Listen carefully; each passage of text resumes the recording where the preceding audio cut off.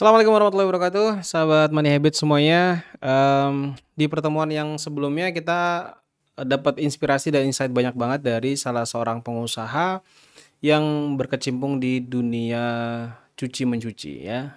Sekian belas tahun sampai hari ini, masya Allah, dan bisnisnya besar.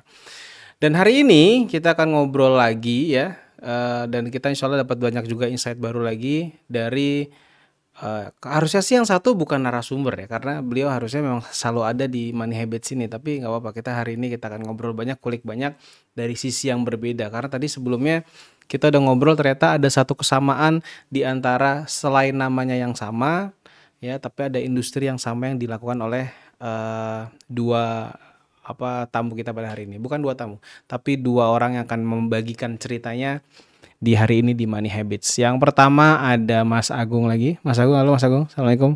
Waalaikumsalam. Sehat Mas Giri? Alhamdulillah ya. Ini emang awal-awal pertanyaan biasa aja sih sebenarnya. Gitu ya. Nah, di sebelahnya kita ada Pak Agung. Pak Agung. Assalamualaikum Pak Agung. Waalaikumsalam. Lama kita nggak ketemu Pak Agungnya. Iya, betul. Iya, jadi sebenarnya Money Habits ini beberapa kali memang seharusnya Money Habits itu Mas Agung formatnya itu harus ada Pak Agung. Oh, Iya, Pak Agung sama Pak. Itu memang formatnya begitu emang. Tapi hari ini luar biasa karena kita dihadapkan dengan duo Agung di sini. Saya langsung ke Pak Agung sebentar, sedikit aja. Iya. Kemarin tuh sebelumnya kita bahas sama Mas Agung nih, industrinya kan laundry. 18 tahun ya Mas Agung ya? Ya. 18 tahun laundry. Sampai hari ini dengan ratusan cabangnya. Tapi tadi kita ngobrol, Pak Agung ternyata pernah di industri itu. Nah, kita bukanya dengan itu dulu Pak Agung. Mungkin bisa cerita sedikit. Karena mungkin nggak banyak yang tahu ternyata Pak Agung pernah di industri itu. Iya. Sebetulnya saya masuk ke dunia laundry itu tidak sengaja.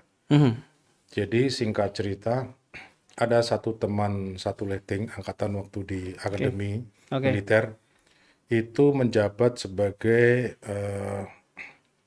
apa istilahnya, kayak urusan rumah tangga di Pas Pampres. Ya.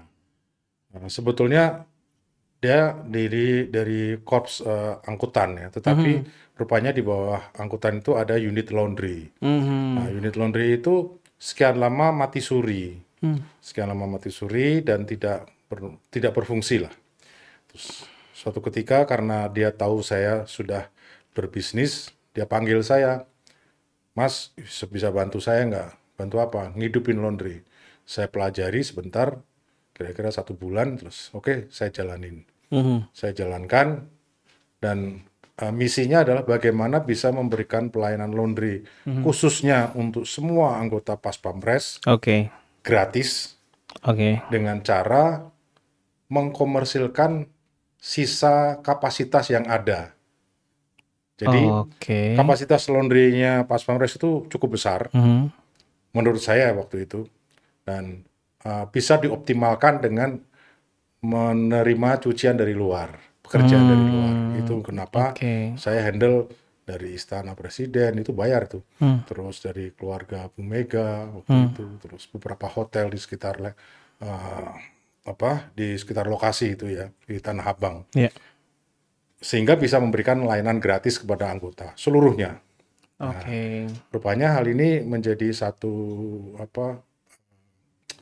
berkah tersendiri gitu loh. Karena mereka itu merasa diuntungkan, nggak keluar duit tapi bisa mendapatkan pelayanan yang maksimal, mereka mendorong untuk digedein lagi. Tujuan apa? Selain mereka gratis, mereka juga berharap dapat duit gitu loh. Nah, buat saya nggak ada masalah kan gitu kan, gedein skala itu menurut saya hanya masalah waktu aja. Singkat cerita begitu, jadi saya sempat di industri ini. Kalau bedanya dengan saya sebut Mas Agung ya, masih muda kan, Mas Agung itu cabangnya banyak, saya cuma satu, di Tanah Abang itu satu, tapi sehari itu saya bisa mengerjakan 3-4 ton cucian. Sehari ya? Ya. Tahun berapa itu Pak? Tahun 2004-2005 ya. 2004-2005. Bertahan berapa lama? Berarti? Hanya bertahan kurang lebih 4 tahun, 5 tahun. Kenapa Pak? Ganti presiden atau gimana? Begini, memang pejabatnya ganti-ganti. Jadi Pas Pampres itu nggak ada yang lama. dari komandannya apa semua dan grupnya itu semua ganti-ganti. Tapi waktu itu saya dibantu oleh salah satu anak saya, anak perempuan saya yang nungguin di sana. Nah, anak saya kebetulan dapat pekerjaan di luar di KT Pacific, sehingga dia harus meninggalkan itu. Nah, sejak ditinggalkan mulai penyakitnya macam-macam. Nah, dari situ terus saya menyimpulkan, kalau begini kayaknya usaha ini menjadi lebih banyak mudorotnya daripada manfaatnya. Karena banyak manipulasi, banyak hal-hal yang tidak benar lah. Ya, bahkan menurut saya itu cenderung menjadi maksiat gitu loh ya. Karena berhubungannya dengan hotel-hotel, mohon maaf, hotel-hotel yang short time-an, yang kayak gitu-gitu. Akhirnya saya memutuskan untuk saya mengundurkan diri. Jadi, tapi sebelum saya mengundurkan diri, saya menghadiahkan beberapa peralatan besar dari mesin press, mesin apa itu kapasitas besar-besar, termasuk boiler itu ke unit tersebut.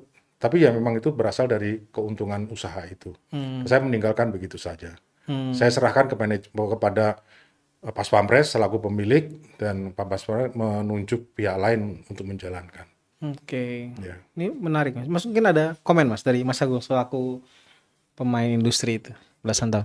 Iya, jadi memang industri laundry kan luas ya. Ya. Jadi ada yang industri untuk laundry corporate, ya, jadi untuk perhotelan, lalu pabrik gitu ya. Lalu tadi ada juga untuk yang pasar yang besar-besar ya. Ada juga yang untuk ke retail ya. Retail pun dibagi lagi, ada retail yang satuan gitu ya, atau yang kita nyebut dry cleaning ya. Ada juga yang kalau yang saya geluti kan yang di kiloannya gitu ya. Di laundry kiloannya juga untuk yang retail di bawahnya lagi. Jadi memang menarik ya, industri laundry itu segmennya bisa macam-macam. Bahkan kalau sekarang kan berkembang juga laundry untuk segmen yang lebih spesifik lagi. Misalkan cuci stroller, jadi dia spesifik untuk peripheral bayi gitu ya. Lalu ada juga laundry cuci karpet gitu. Jadi dia spesialis cuci karpet saja gitu. Dan itu memang punya pasar segmen yang berbeda-beda, dan ya harusnya begitu ya. Jadi walaupun satu industri yang sama tapi dengan segmen target yang spesifik gitu Mas. Nah, tapi kalau misalkan saya balik ke Pak Agung nih Pak Agung. Tadi kalau kita ngomongin laundry cukup menarik nggak Pak Agung untuk bisnis itu tuh dikembangkan gitu? Selain bahkan sampai saat ini pun saya masih tertarik dengan bisnis laundry itu, tapi dengan pola yang sangat berbeda. Kalau dulu kan skalanya industri ya, industri, dan saya lebih senang mempelajari yang tadi Mas Agung sampaikan, industri yang retail ya, baik yang per pieces maupun bijian. Dulu saya melakukan yang per pieces, tapi khusus untuk baju-baju pejabat-pejabat ya. Nah itu memang treatmentnya super teliti lah gitu, karena tidak boleh ada satu kesalahan sedikit pun gitu ya. Jadi itu saya merasakan, itu mengalami. Nah, cuman waktu itu kan bekerja di bawah tekanan, ya. Karena ibaratnya ekstrimnya naik sampai ono-opo dengan seragam pistol di depan hilang gitu ya. Bayang kan seragam PDU atau apa tiba-tiba terkena noda atau apa. Itu kalau komandannya marinir bajunya putih PDU-nya, waduh itu ampun, itu kalau harus bener-bener. Tapi bukan berarti yang warna lain bisa diapakan, enggak juga. Boleh warna hijau terus kemudian ada jadi coklatnya, warna biru jadi ada pinknya, itu nggak boleh kan jadi. Menarik, sangat menarik. Jadi ya kembali lagi bahwa industri ini berkembang sedemikian rupa, menurut saya menjadi satu kebutuhan masyarakat ya. Sama halnya dengan kalau saya menganalikan dulu air mineral. Dulu sebelum ada air mineral, orang tidak air putih kok dijual. Bisa bikin kok dijual. Nyatanya itu menjadi industri yang luar biasa sekarang. Betul. Oke, nah menarik ya, karena memang ini saya juga baru tahu tadi Pak Agung menceritakan tentang ternyata pernah bergelut di dunia laundry. Dan tadi Mas Agung ya, gitu membahas tentang ternyata laundry itu segmentasinya cukup luas, cukup banyak sekali ya. Dia mau main industri dia mau main retail retail juga nanti dipisah-pisah dan segala macam. Itu menarik. Nah, tapi satu hal juga ini, ada satu benang merah juga di antara kedua Agung ini ya, mungkin kita bisa ambil, adalah bagaimana memulai dan mengembangkan bisnisnya. yang seperti kita sebelumnya Pak Agung juga pernah cerita bahwasanya mengembangkan usahanya salah satunya dengan bermitra gitu ya dengan lembaga keuangan. Nah, ternyata yang Agung sebelahnya Pak Agung itu juga sama Pak gitu. Karena juga dari awal bermitra juga dengan lembaga keuangan gitu ya. Nah, mungkin yang saya mau ambil, saya nggak ngomong ngebahas itu lebih banyak, tapi yang mau saya ambil adalah sekarang kan Bapak ini sudah lepas dari semua itu ya. Insya Allah diampuni Allah dan semuanya lancar lah. Nah, yang pertanyaan saya ada perbedaan nggak secara signifikan di bisnis? Satu yang di bisnis, yang kedua mungkin di personal gitu ya. Karena memang pengusaha naik sedikit pasti pengennya motor. Pak Agung juga suka motor besar, Mas Agung juga motor besar, jadi sama-sama di situ. Nah dari segi bisnis ada perbedaan nggak secara signifikan? Juga dari segi personal gitu. Dan keluarga mungkin yang kita bisa lihat sampai kalau misalnya sampai pribadi sampai keluarga. Ada perbedaan nggak antara dulu pakai pinjaman pihak lain di bisnis sama kalau kita ngembangin diri sendiri gitu. Mungkin dari Pak Agung dulu Pak. Ya, tentu ada. Oke. Dan perbedaan itu sangat terasa, bahkan sangat menyolok ya. Itu dari sisi perbedaannya. Tetapi dari sisi dampaknya, menurut saya itu relatif kembali kepada person yang menjalani, individu yang menjalani. Yang saya merasakan pada waktu itu, waktu saya masih berbisnis laundry itu memang masih masa-masa jahiliyah saya ya. Jadi saya merasa bahwa saya mendapatkan backup sepenuhnya dari dunia perbankan. Mungkin di episode sebelumnya pernah saya sampaikan, saya ini pelaku ribawi yang teladan mungkin gitu loh. Kalau saya boleh sedikit agak jumawa, saya pelaku ribawi yang sukses sebetulnya. Ya, jadi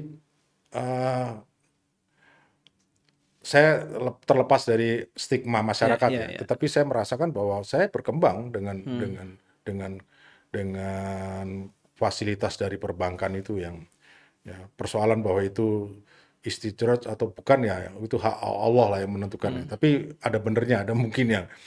Yang jelas itu. Jadi ketika saya harus dihadapkan pada tantangan di waktu itu di laundry itu pembelian unit mesin-mesin, Mas Agung juga tahu mesin laundry itu kalau di luar nggak ada yang murah Mas. Ya itu harganya satu mesin itu ratusan juta, bahkan di atas 1 M. Jadi saya mudah saja karena memang saya terbiasa dengan permainan itu gitu loh. Dan itu berjalan menurut saya smooth gitu, lancar semuanya. Balik lagi, tadi pertanyaannya kan perbedaannya apa? Gitu. Perbedaannya dengan sekarang. Sekarang setelah saya melepaskan semuanya, secara psikologis justru saya merasa lebih merdeka. Merdeka itu gini, saya merasa bebas mengekspresikan diri dalam bentuk misalnya membelanjakan uang saya dari keuntungan usaha saya tanpa ada rasa yang menurut saya membebani. Justru dulu waktu saya terlibat riba itu saya sangat berhati-hati Mas. Karena saya tidak akan mungkin istilahnya hidup enak sebelum kewajiban kepada bank itu terpenuhi.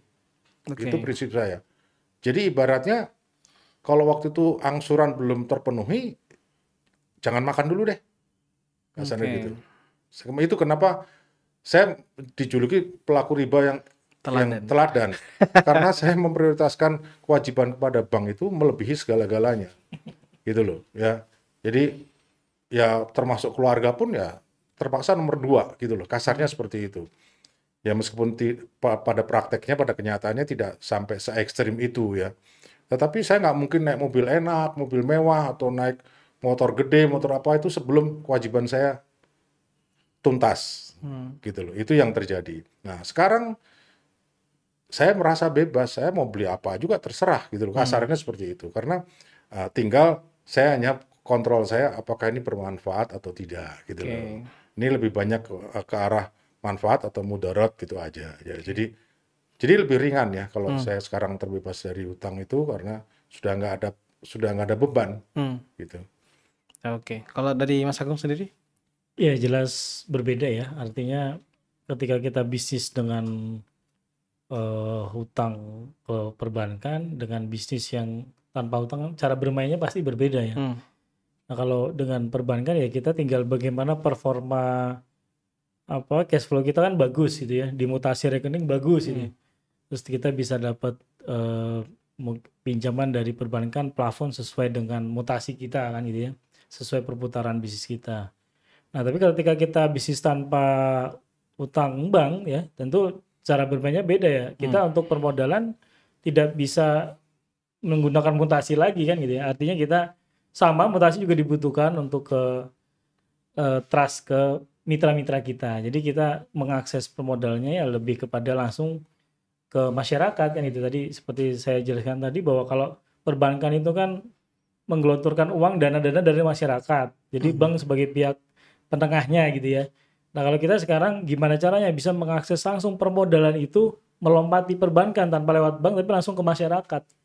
Di masyarakat yang punya dana-dana lebih ini kita akses untuk kita kolaborasi istilahnya gitu ya. Bekerja sama bisnis untuk mereka sebagai pihak pemodal dan kita sebagai pengelola kan gitu. Nah tinggal nanti di sana dengan kita atur sistem bagi hasil. Nah memang bedanya yang sangat signifikan ya. Kalau yang satu membayar kepastian dengan ketidakpastian ya. Kalau yang satunya lagi adalah sama-sama berbagi resiko kan gitu ya. Nah kalau yang tanpa membayar kepastian dan ketidakpastian kan ya kalau perbankan kan dia nggak peduli ya mau dia kita untung atau rugi yang penting harus dibayar kan gitu. Tapi kalau yang dengan modal dengan berpartnership tadi dengan masyarakat ya kita berbagi resiko. Artinya kalau untung ya untung bareng ya rugi bareng. Nah cuma memang butuh edukasi ya ke masyarakat yang tentang konsep yang kedua ini ya. Nah tapi dengan seiring dengan animo masyarakat yang makin ini ya mulai mendalami Islam ya, saya kira semangat untuk berpartner dalam konsep kerjasama atau sirkah itu sangat jangka panjang ke depan ini yang akan sangat dicari gitu. Karena tidak ada instrumen apalagi nih orang kalau pingin untuk mendobelkan duitnya itu pakai cara apa lagi? Karena kalau dulu kan mungkin dia bisa pakai deposito gitu ya, bisa pakai instrumen-instrumen misalkan pasar modal atau yang lainnya ya. Tapi kalau sekarang kan apa nih yang bisnis yang dibolehkan syariat berarti ya bisnis real kan gitu. Bisnis real yang berarti konteksnya di sini ya kalau dia hanya sebagai pemodal ya berarti kan bersirka. Mungkin di situ sih Mas Giri artinya perbedaan pentingnya yang saya rasakan sendiri ya seperti itu. Saya balik ke Pak Agung nih Pak, ini menarik nih. Kan pasti berbeda Pak cara mainnya. Ketika dulu kan tadi yang menarik adalah saya kalau yang kemarinnya di episode sebelumnya dari tahun 90-an memulai bisnis dengan perbankan, setelah lepas malah merdeka gitu. Nah yang mau saya tanyakan bukan di poin tapi poinnya adalah cara main bisnisnya atau cara mengerjakan bisnisnya berbeda nggak Pak? Ketika misalkan dulu masih berhubungan dengan bank, sekarang sama sekali nggak ada dengan modal sendiri gitu. Saya punya satu sudut pandang yang mungkin agak berbeda. Yang saya merasakan pada saat awal-awal saya berusaha melepaskan diri dari jeratan riba itu adalah bukan bermaksud nakutin ya. Benar ya, ini enggak. Itu saya merasa sendirian. Ya, I'm feel longing gitu loh. Ya, lonely gitu loh. Karena apa? Saya ngadu atau saya cerita kepada hampir teman-teman dekat atau teman jauh pun mereka nggak bisa apa-apa. Saya anggap seperti itu ya. Mereka nggak bisa apa-apa. Mereka hanya ya ada beberapa yang memberikan sedikit saran tapi ya sarannya normatif ya. Ya lepas aja Pak Agung ribanya ditutup bunganya, tutup hutangnya, kemudian buka usaha sendiri begini-begini. Ya itu. Tetapi pada saat awal itu saya ngerasa saya bingung betul.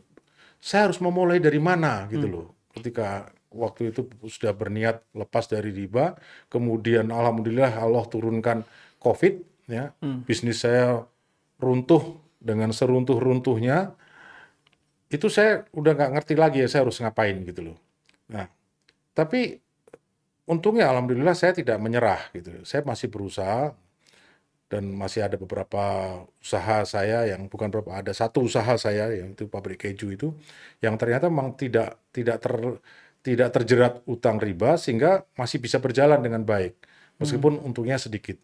Tapi saya balik lagi ke kalimat saya yang awal bahwa saya merasa sendirian itu saya sangat memahami buat saudara-saudara kita yang akan mengawali atau memulai melepaskan diri dari riba itu tidak mudah.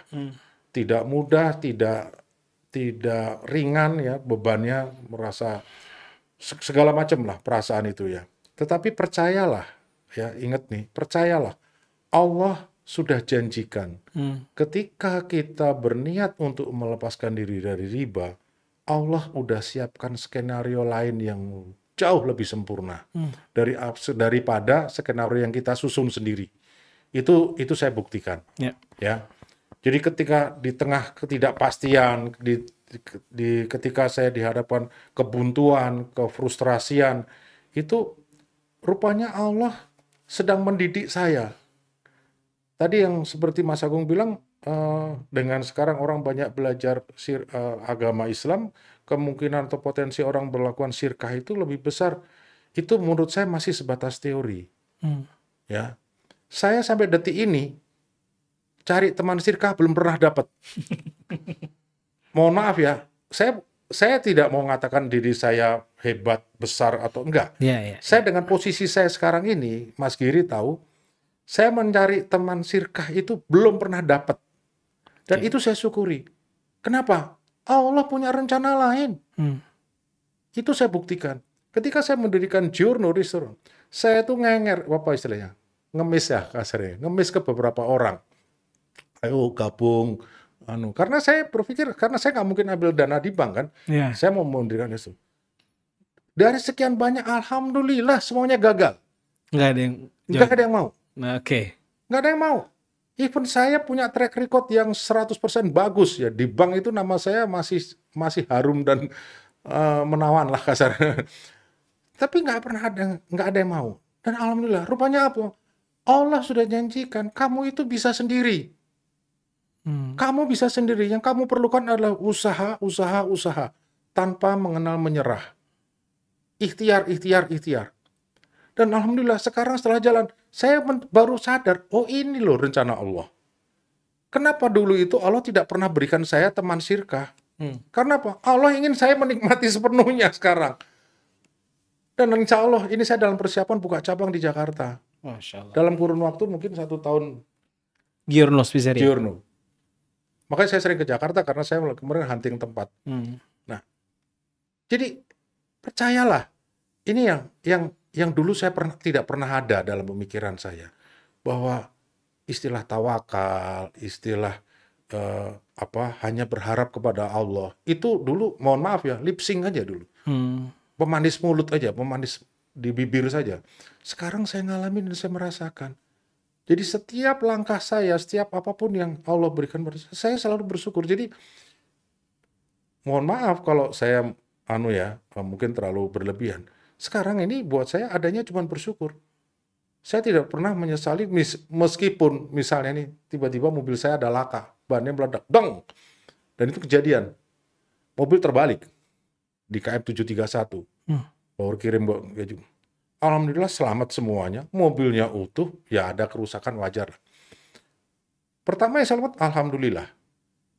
Saya dapat kabar mobil saya laka, saya bilang, alhamdulillah. Saya bilang, bagaimana sopirnya? Sopirnya baik-baik semuanya. Terus ada korban lain? Tidak ada, laka tunggal. Terus mobil bagaimana? Mobil bagus, sekarang sudah dibalikin lagi, udah berdiri, udah bisa hidup. Jadi ini apa ya? Sudut pandangnya sangat berbeda. Sekarang isinya cuma alhamdulillah. Tidak sempat saya mengumpat. Bahkan insya Allah mudah-mudahan tidak akan pernah. Karena apa? Saya percaya apa yang sudah Allah gariskan itu, mau bentuknya seperti apa, itu adalah nikmat, itu adalah petunjuk, itu adalah kasih sayang Allah. Itu aja. Wah, luar biasa ya. Masya Allah ya. Kita banyak dapat insight banget dari Pak Agung dan Mas Agung tadi. Tentang ternyata yang tadinya sekian belas tahun berkecimpung di dunia bisnis, bahkan puluh tahun kalau Pak Agung ya, dari tahun 90-an itu berkecimpung di bisnis yang hubungannya sama perbankan, lepas baru belum genap 4 tahun Pak ya, berarti ya, sekitar 4 tahun ya. Ya, kurang lebih. Ya, sekitar 4 tahun. Bahkan itu ya kalau berbeda tentu berbeda ya, tapi skala bisnisnya mungkin yang kalau secara angka beda Pak ya. Oh, beda sekali. Bedanya banget ya Pak ya. Dulu itu mainannya MM-an gitu kan ya. Sekarang ya masih M tapi M-nya kecil lah gitu loh. Ya. Cuman persoalannya kita mau bicara gede-gedean. Ya. Itu apa aset atau gede-gedean manfaat? Nah, itu dia tuh. Itu tuh kan poin-poin yang sebenarnya bisa kita ambil ketika kita melihat dari sudut pandang yang berbeda. Iya. Ya. Kalau dari Mas Agung ada tambahan Mas mungkin? Iya, jadi ya memang cara bermain mesti akan berbeda ya. Kalau yang saya rasakan sendiri, ya ketika kita mencari partner itu, akhirnya kita harus membranding diri gitu ya. Kalau dulu kan Simply Fresh, kenapa banyak begitu ratusan outlet itu kan rata-rata partnership semua ya. Dan itu yang cara membranding dirinya ya kita dengan liputan ya kalau saat itu ya, liputan berbagai media cetak nasional terus televisi juga akhirnya membuat kita cepat dikenal gitu ya.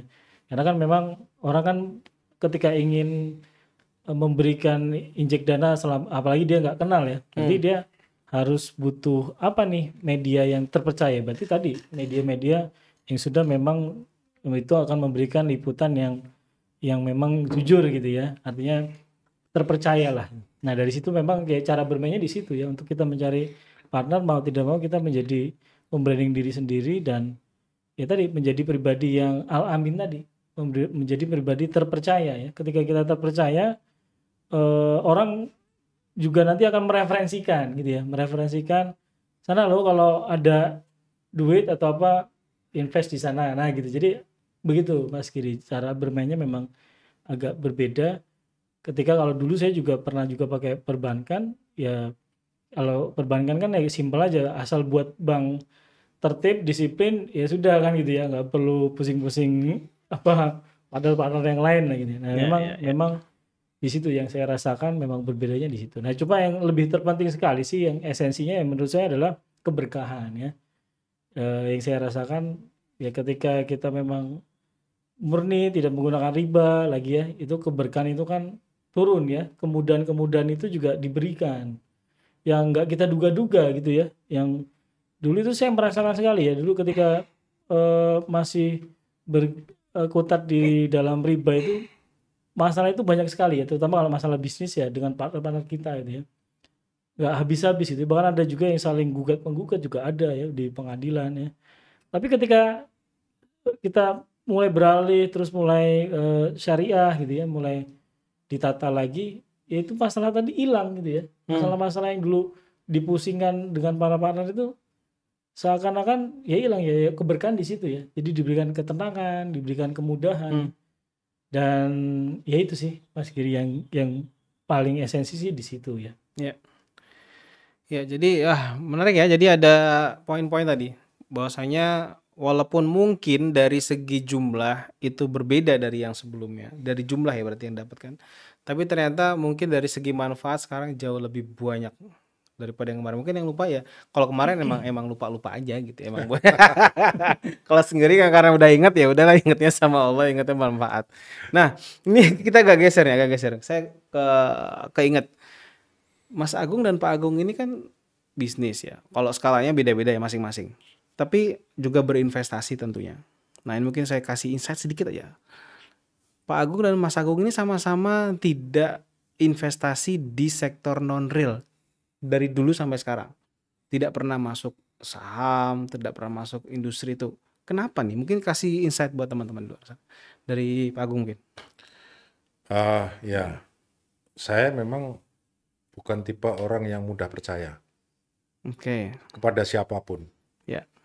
Jadi maksud saya begini, ketika saya ada semacam undangan atau ajakan untuk masuk ke satu bidang usaha yang saya hanya menyertakan dana tanpa saya terlibat di dalamnya, itu saya tidak pernah puas. Saya bukan tidak pernah, saya tidak pernah mau. Oh. Jadi ketika, dan saya sebenarnya orang usil. Saya nggak boleh ngelihat duit nganggur. Jadi ketika saya punya duit nganggur, duit lebih, saya sudah bikin mainan baru. Itu emang udah karakter saya. Jadi itu istri terutama udah hafal. Jadi waktu dari dulu saya main-main macam-macam. Bahkan tambak udang pun saya pernah mainan. Banyak yang saya. Dan alhamdulillah hampir semua usaha yang saya tekuni itu berhasil. Dalam arti menguntungkan gitu ya. Persoalannya bahwa memang tidak semua saya lanjutkan, saya punya pertimbangan. Tetapi itu bahwa ketika saya harus melakukan investasi tadi, saya nggak bisa, saya nggak terlibat gitu loh. Itu kenapa saya nggak pernah beli saham, saya nggak pernah trading atau apa macam enggak. Kalau saya punya duit ya udah saya bikin. Even mohon maaf nih, saya bukan mengecilkan ya. Even saya punya usaha laundry dengan satu mesin, satu pengering, satu mesin setrika, itu buat saya lebih bagus dibanding duit saya itu saya beliin saham. Itu prinsip saya. Jadi adalah tipe yang ya harus masuk, harus ikut, gitu ya. Kalau Mas Agung? Ya nggak tahu, kurang lebih mirip juga begitu ya. Jadi nggak mantap ketika ya karena kita sudah praktisi bisnis ya.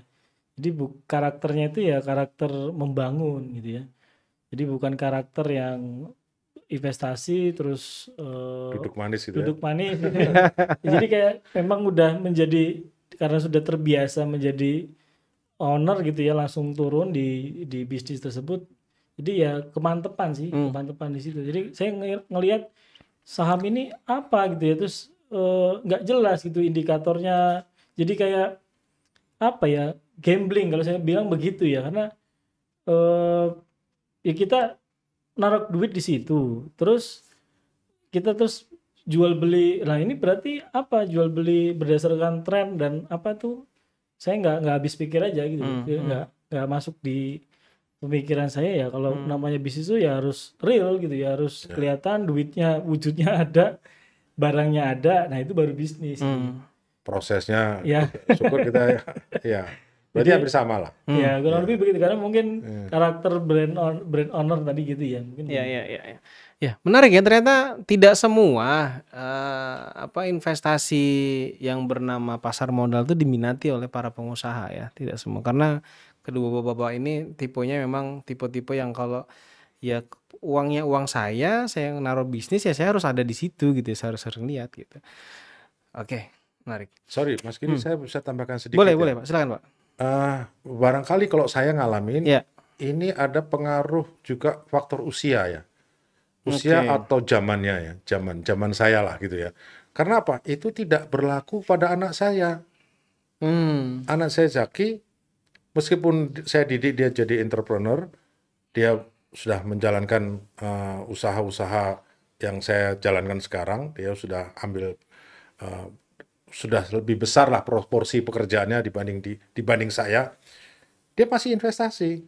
Contoh misalnya dia investasi dana ke temannya untuk ternak kambing. Ya, ternak kambing, dan itu memang menghasilkan.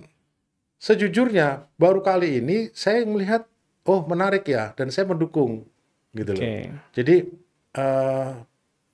bahkan mungkin dia ada kayak saham apa-apa juga gitu. Jadi rupanya ketertarikan atau mindset saya ini tidak selalu berlaku kepada generasi di bawah saya ya, karena mereka mungkin lebih open ya, mereka lebih memahami gitu loh, gimana sih misalnya reksadana atau apa sukuk ya, itu mereka lebih tahu lah cara mainnya apa. Terus investasi yang sifatnya tadi peternakan atau itu mereka lebih open dan lebih tahu hitung-hitungannya, bisa mempercayai. Sementara kalau tipikal saya kan tipikal kuno ya, orang yang konservatif. Bisnis itu harus melakukan sesuatu, prosesnya apa semuanya sampai ke konsumen dengan hasil yang maksimal, kita dapat margin di situ. Buat itu mungkin hanya untuk orang seusia saya barangkali. Tadi kalau Mas Agung sampaikan ya mungkin Mas Agung sebetulnya tidak se-ekstrim saya, tetapi arahnya kan masih konvensional ya. Tapi untuk anak-anak yang umur 20-an tahun sekian, itu mereka lebih terbuka untuk investasi. Ya, ya memang kalau misalkan dibilang mungkin informasinya berbeda itu satu ya, informasi berbeda. Tapi sebenarnya kalau kita ngomongin tentang balik nih, misalkan kita bahas dari sudut pandang yang syar'i begitu, ya perputaran uang dan bisnis seharusnya di sektor real yang seperti bapak-bapak lakukan, gitu. Jadi memang perlu, makanya di konsepnya ada syirkah, antara pengelola pemodal itu harus kenal, harus ketemu, duduk bareng, harus semuanya tahu dan segala macam. Gitu. Jadi memang karena perputaran uang itu harus berada di antara umat dan itu bentuknya real, sektor real. Gitu ya. Nah, ini agak melebar ke investasi nggak apa ya, Mas? Gitu. Kita punya waktu masih banyak? Oke. Nah, jadi agak-agak menarik nih karena agak mengembang ke sana. Karena ngomongin tentang bisnis, ngomongin tentang pengembangan dan lainnya tentunya tadi berhubungan dengan investasi. Nah, berarti kalau selama ini ada nggak bukan di saham, tapi Pak Agung sama Mas Agung ada satu unit bisnis yang tidak dipegang sendiri, tapi real, tapi chip in dana gitu, saya masuk dana gitu. Untuk ada nih yang misalkan siapakah gitu, ada nggak? Mas Agung ada nggak? Ya kalau saya beberapa kali juga sih, jadi dengan teman-teman kita bisnis bareng public figure ya, artis, kita saat itu bisnis oleh-oleh ya, oleh-oleh artis, artis. Saya ada kolaborasi juga dengan Mas Tengku Wisnu, terus Ricky Harun, Oki Istiana Dewi, Mbak Oki ya, Mbak Ria Ricis itu. Itu saya sifatnya ada yang pasif juga di situ ya. Jadi hanya masukin dana dan ada teman lain lagi yang mengelolanya gitu ya. Itu juga ada beberapa yang begitu. Jadi artinya ya sebenarnya kalau untuk investasi saya juga masih open ya. Cuma kalau yang berupa yang seperti yang non real tadi saya yang kurang suka aja sih gitu ya. Kepuasannya beda gitu ya. Jadi kalau saya lebih ke bisnis real yang saya investasikan. Kalau Pak Agung? Ya itu tadi sejak berapa bulan yang lalu itu karena anak saya sudah menjalani investasi di domba tadi, hasilnya relatif lah ya, besar kecil, tetapi bagus juga untuk karena pertimbangan saya kebetulan si pengelola ternak domba ini juga dari kalangan kita sendiri, sehingga saya melihat tidak sekedar keuntungan dalam profit dalam bentuk rupiah, tapi manfaat. Dia bisa ikut memberdayakan petani-petani kecil, maksudnya peternak-peternak kecil di sekitar kampungnya. Dia sekarang mengelola ratusan domba, dan saya lagi berpikir untuk mengeskalasi ini gitu loh.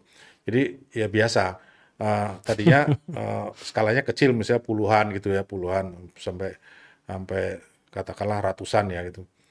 Saya bilang, oke, kalau saya mau masuk, saya sudah ada pembicaraan. Boleh nggak? Tapi saya masuk lebih daripada itu gitu loh. Sebagai investor, saya sediain lahan gitu loh. Jadi saya maunya ribuan gitu loh. Dan dombanya saya pingin dari luar gitu loh. Dan ini sudah ada pembicaraan, salah satunya yang dari New Zealand, dari Australia, itu ya mudah-mudahan lah ya. Nah, arahnya ke sana.